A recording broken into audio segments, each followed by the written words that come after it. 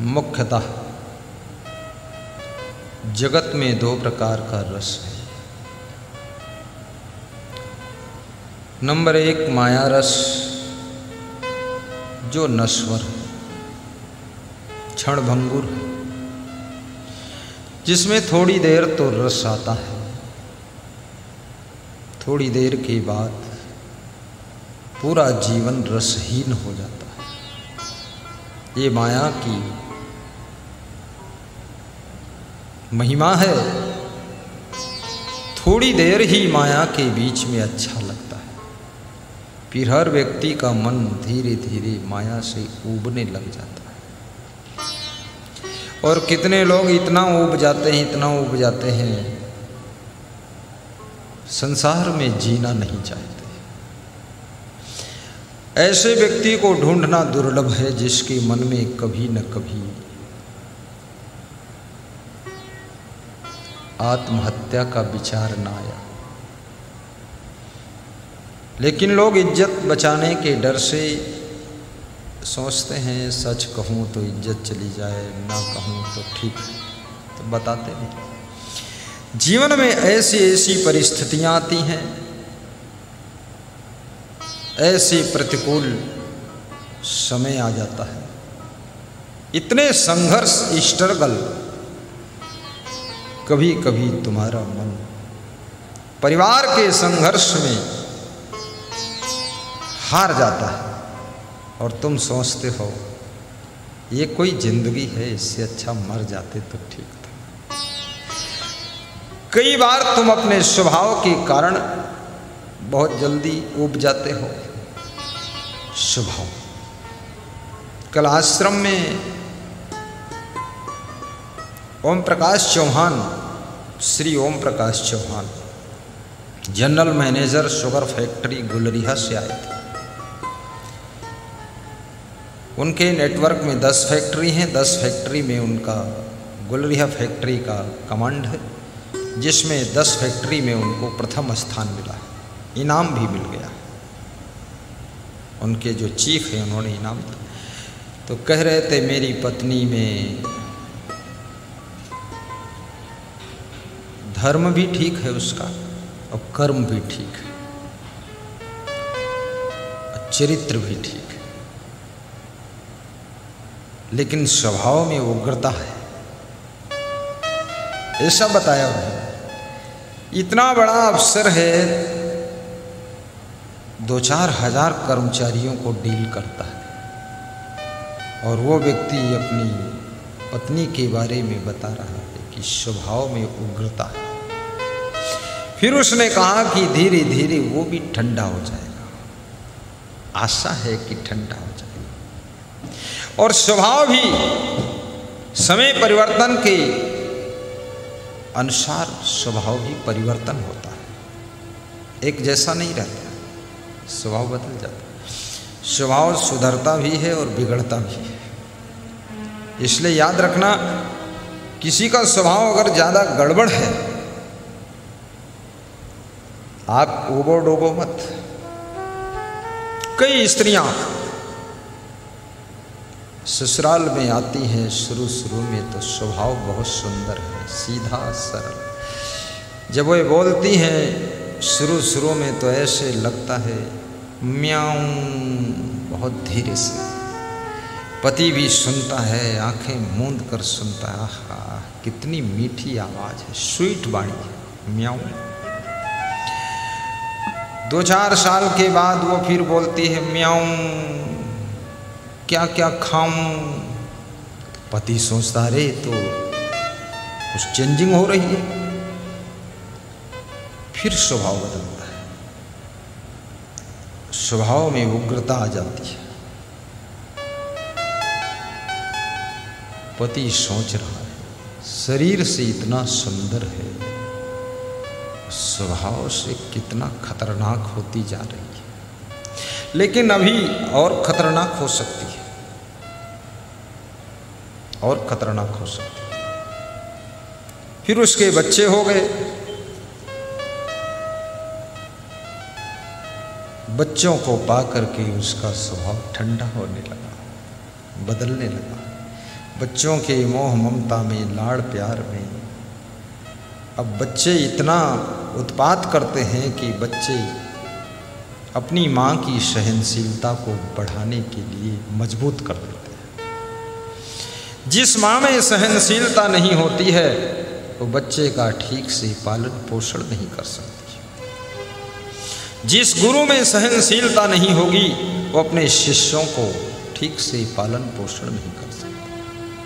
और जिस गुरु के अंदर ठीक से ज्ञान नहीं होगा वो शिष्यों को डिसिप्लिन एंड क्लीन लाइफ नहीं दे सकता है और शिष्यों का जीवन जैसे घर में थे वैसे ही यहाँ थे, कोई फर्क नहीं पड़ा।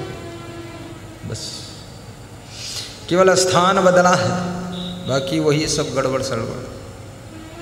इसलिए गुरु को चाहिए शिष्यों को ज्ञान देता रहे, अनुशासन भी देता रहे।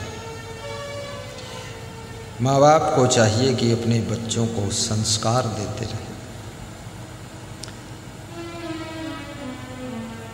मनुष्य एक ऐसा प्राणी है जिसको संस्कार की बहुत बड़ी आवश्यकता है। इसको संस्कार न मिले तो मनुष्य को बैठना उठना, खाना पीना, सोना जागने की भी इसको कोई अक्ल नहीं। संस्कार मिल जाए तो फिर ये समय पर जागना भी सीख जाता है। भगवान श्री राम को संस्कार गुरु वशिष्ठ से मिले थे। सवेरे सोकर उठते थे, उनसे पहले लक्ष्मण जी सोकर उठ जाते थे। विश्वामित्र से भी पहले राम लक्ष्मण दोनों उठ जाते थे। देखिए संस्कार की बात है। और जिसके संस्कार शुद्ध हो जाते हैं वो व्यक्ति ही महान बनता है। और महान बनने के बाद यदि शुद्धिकरण की साधना जारी रहती है तो वही व्यक्ति एक दिन महान से भगवान बनने की यात्रा शुरू करता है और एक दिन उसकी पूजा शुरू हो जाती है। उसकी लोग पूजा करते हैं, तस्वीर लगाकर पूजा करते हैं और उसकी तस्वीर का दर्शन भी तकदीर को बदल देता है। तस्वीर का दर्शन भी आपको मार्गदर्शन प्रदान कर देता है।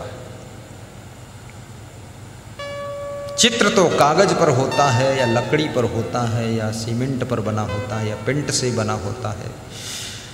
चित्र प्लास्टिक का भी हो सकता है, लेकिन चित्र जीवित मनुष्य के चरित्र को बदलने की सामर्थ्य रखता है। चित्र में बहुत बड़ी क्षमता होती है। किसका चित्र तुम देखते हो, किसके चित्र का दर्शन करते हो, किसके चित्र में तुम प्रेम करते हो, वो चित्र का तुम्हारे चरित्र के ऊपर विशेष प्रभाव पड़ता है। ये कोई साधारण बात नहीं। चित्र से चरित्र का नाता जुड़ा हुआ है। इसलिए चरित्रवान का ही चित्र दर्शन करो। अपनी मोबाइल में भी वीतरागी महान ज्ञानी गुरुदेव का चित्र लगाओ।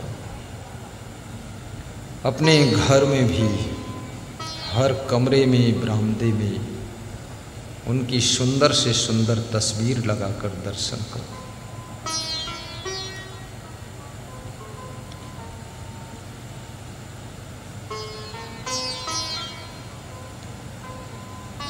जिधर देखता हूँ नजर तुम ही आते, जिधर देखता हूँ नजर तुम ही आते, जिधर देखता हूँ। सभी भक्त साधक तेरे गीत गाते, सभी भक्त साधक तेरे गीत गाते। गीतों की माला के रचयिया तुम ही हो, जीवन की नैया के खेवैया तुम ही हो। जीवन की नैया के खेवैया तुम्ही हो, तुम्ही राम मेरे कन्हैया तुम्ही हो, तुम्ही राम मेरे कन्हैया तुम्ही हो।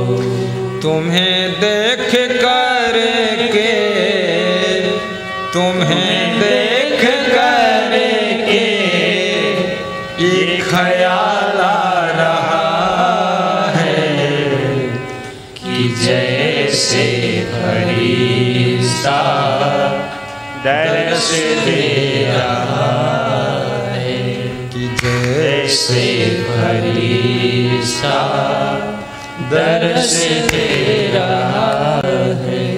कोई मेरी आँखों को मीणा साहब देखे तो समझे, कोई मेरी आँखों को देखे तो समझे कि तुम मेरे क्या हो, कि तुम मेरे क्या हो। तुम ही मेरे मंदिर, तुम ही मेरी पूजा, तुम ही देवता हो, तुम ही देवता हो।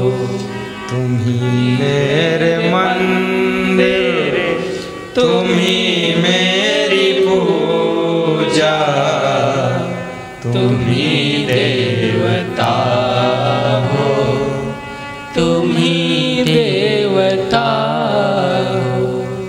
तुम ही मेरे मंदिर, तुम ही मेरी पूजा, तुम ही देवता हो, तुम ही देवता हो। आइए।